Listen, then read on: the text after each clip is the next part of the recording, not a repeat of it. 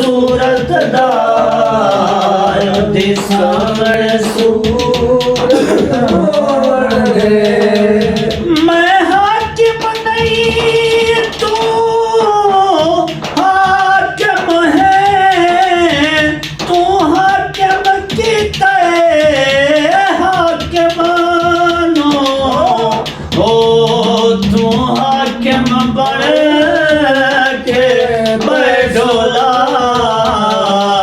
मेरी खत्म हुकूमत होण दे तू हाकिम बन के बैठोला मेरी खत्म हुकूमत होण दे सरकारिये तेरी सूरत दे मन मिन्नत फिरावत होण दे।